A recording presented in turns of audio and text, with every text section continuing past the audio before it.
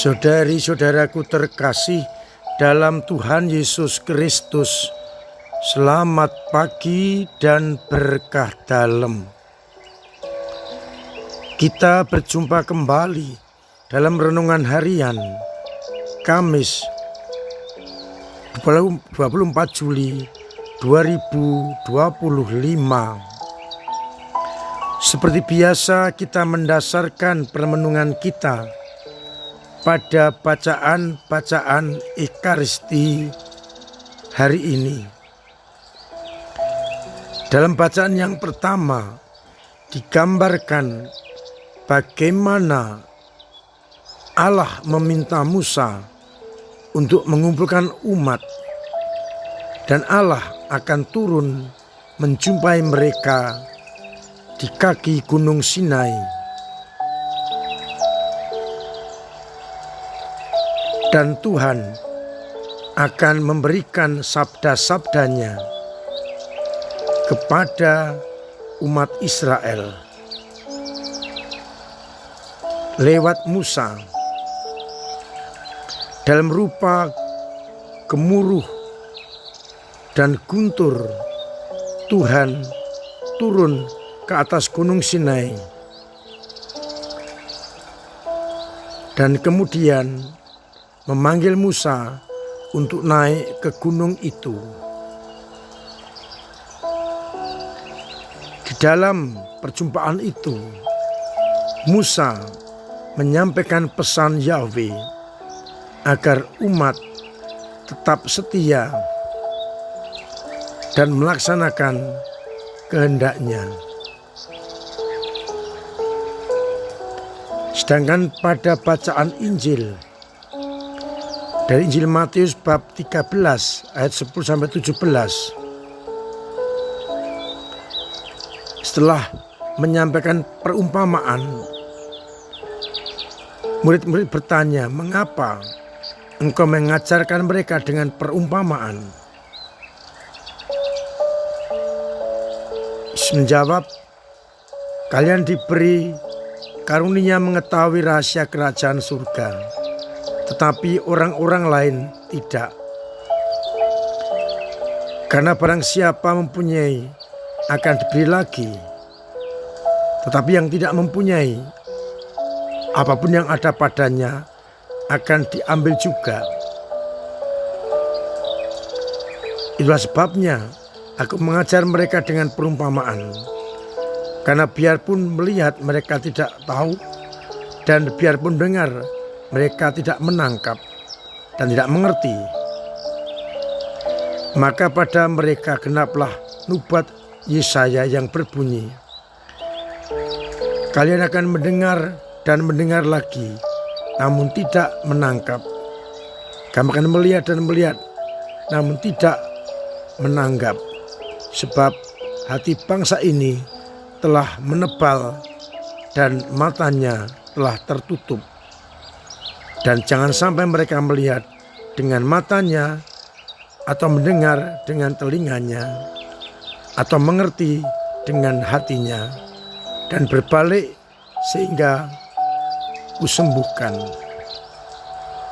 Tetapi berbahagialah mata kalian sebab melihat, berbahagialah telinga kalian sebab mendengar. Sebab aku berkata kepadamu, sesungguhnya banyak nabi dan orang benar ingin melihat apa yang kalian lihat, tapi tidak melihatnya, dan ingin mendengar apa yang kalian dengar, tetapi tidak mendengarnya.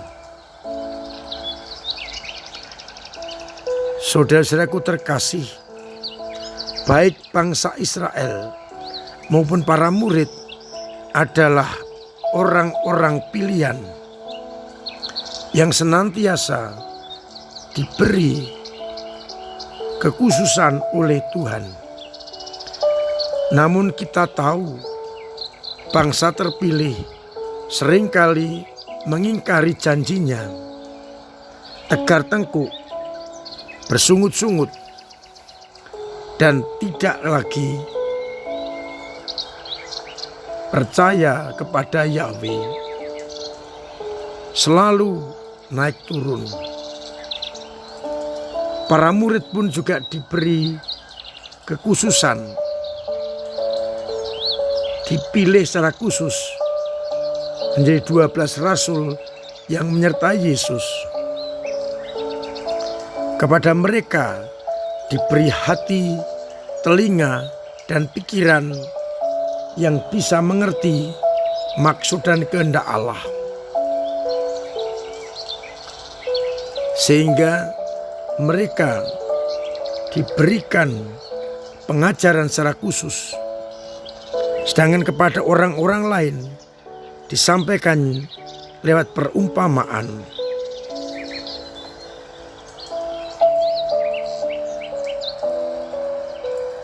Kalau orang-orang Israel menolak, kurang mengerti kehendak Allah, para rasul diberi rahmat untuk mengerti, menangkap, dan melihat kehendak Allah. Sehingga mereka melebihi murid-murid yang lain, pengikut yang lain,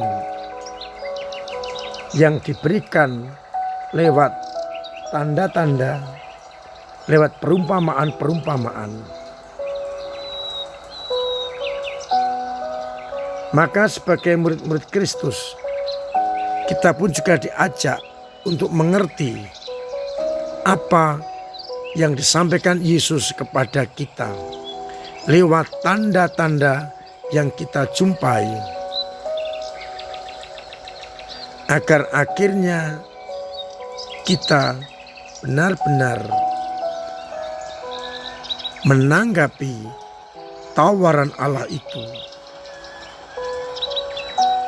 Karena banyak nabi dan banyak orang yang ingin melihat apa yang dilihat para rasul, didengar para rasul, namun mereka tidak melihatnya dan tidak mendengarnya dan tidak menangkapnya, karena mereka tidak memakai pola pikir Allah.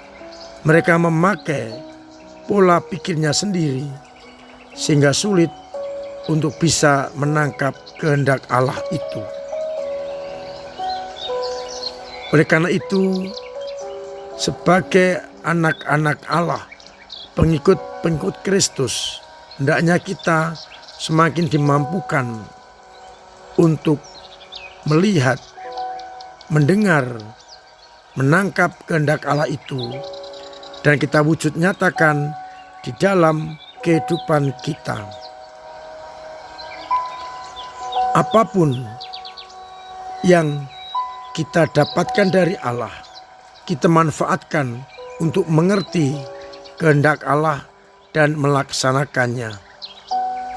Jangan sampai iman kita seperti orang-orang Israel yang kadang naik, kadang turun, dan seringkali meninggalkan kehendak Allah.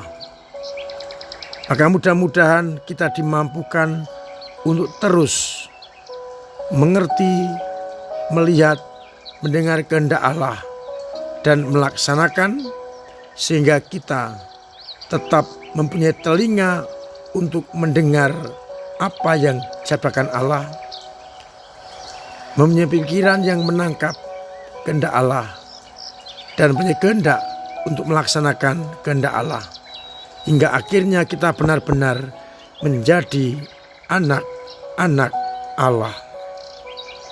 Tuhan memberkati kita sekalian. Amin.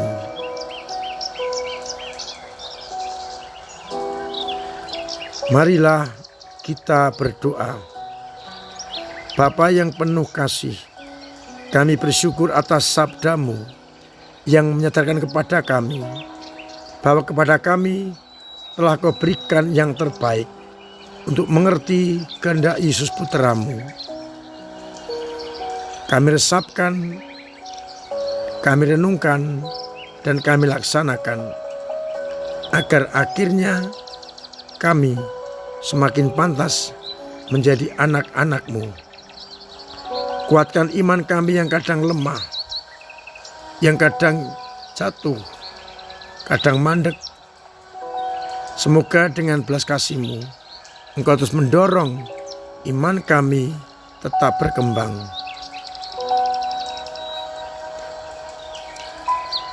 Semoga umat-Mu yang sakit Engkau sembuhkan, yang punya beban berat Engkau ringankan, yang punya persoalan Engkau bantu untuk mengurai, agar akhirnya kami boleh mengalami cinta kasih-Mu.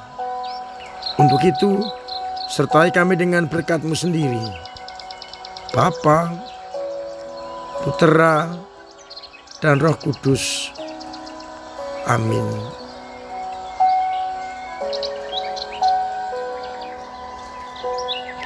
Saudara terkasih, tetap saya ingatkan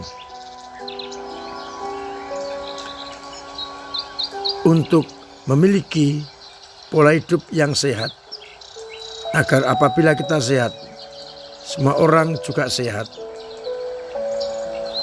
Terima kasih untuk peran panjenengan dalam ambil bagian gereja mewartakan Injil. Kepada ketua lingkungan, ketua wilayah, ketua paguyuban, kabit-kabit dan timbel yang terus-menerus melaksanakan tugas ambil bagian mendorong umat dalam mewartakan Injil, saya ucapkan terima kasih. Terus mari kita dorong, kita tingkatkan agar akhirnya semua orang boleh mengalami sukacita yang datang dari Allah, sehingga paroki kita semakin Katolik dan Apostolik. Tanggal 2 Agustus UMK saya undang untuk ikut bersama-sama dalam perayaan Ekaristi UMK, Ekaristi untuk kaum muda.